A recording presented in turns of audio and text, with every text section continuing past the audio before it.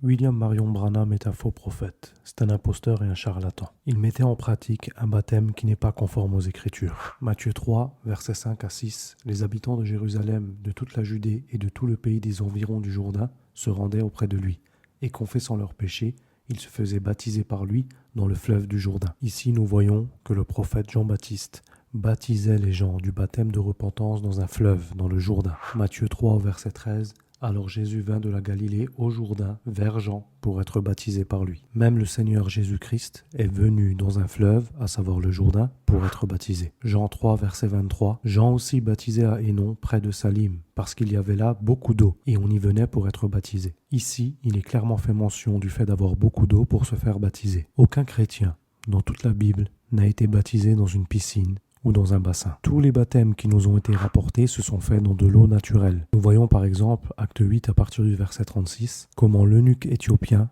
fut baptisé par Philippe. Lorsqu'ils rencontrèrent de l'eau, l'eunuque dit « Voici de l'eau, qu'est-ce qui empêche que je ne sois baptisé ?» Philippe dit « Si tu crois de tout ton cœur, cela est possible. » Et au verset 38, Philippe et l'eunuque descendirent tous deux dans l'eau, et Philippe baptisa l'eunuque. Ainsi, pour que les deux, Philippe et l'eunuque, descendent dans l'eau, il y a nécessité qu'il y ait une grande quantité d'eau. Pourtant, nous savons de façon certaine qu'à cette époque, il existait à Jérusalem des piscines et des bassins. Jean 5, à partir du verset 1 jusqu'au verset 4, il nous est mentionné la piscine de Bethesda. Personne dans les Écritures n'a jamais été baptisé dans cette piscine. Jean 9, du verset 10 à 11, il nous est parlé du réservoir de Siloé. Personne non plus, dans les Écritures, n'a été baptisé dans cette piscine. Voyons voir maintenant ce que le faux prophète, le charlatan et imposteur William Marion Branham mettait en pratique. Prenons cette application, Little Storehouse, prédication de William Marion Branham, qui regroupe les prêches et les brochures de Branham. Il suffit de taper dans la barre de recherche baptistère et là nous allons voir des dizaines, que dis-je des centaines de fois où Branham a baptisé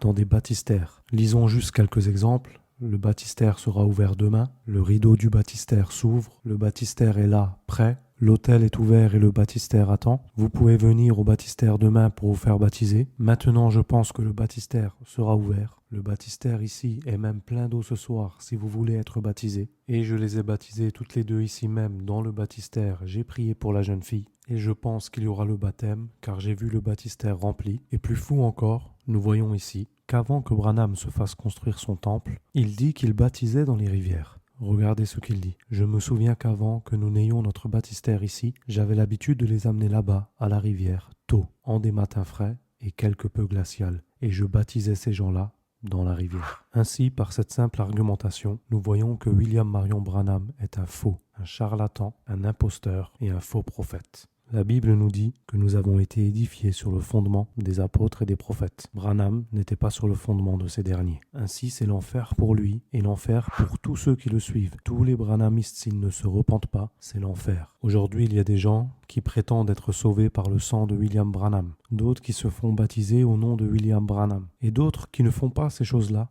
mais qui malgré tout prennent les enseignements de Branham. Il faut délaisser les enseignements de ce faux prophète et vous repentir. Si vous êtes dans une quelconque assemblée où l'on vous prêche et enseigne les enseignements de William Branham, il faut très vite quitter cette assemblée et venir rencontrer l'un des membres de l'Église de Jésus-Christ, Église qui a été fondée en l'an 33 à la Pentecôte, et il vous faut rencontrer un homme de Dieu, un saint, afin qu'il puisse vous prêcher la mort, l'ensevelissement et la résurrection de Jésus-Christ, qu'il puisse vous baptiser au nom de Jésus-Christ pour le pardon de vos péchés, et vous recevrez le don du Saint-Esprit, et alors seulement vous serez sauvés. Voici une liste de contacts selon les différents pays. N'hésitez pas à contacter nos frères pour toute question, tout renseignement ou pour prendre votre baptême. Je vous salue dans le nom de Jésus-Christ.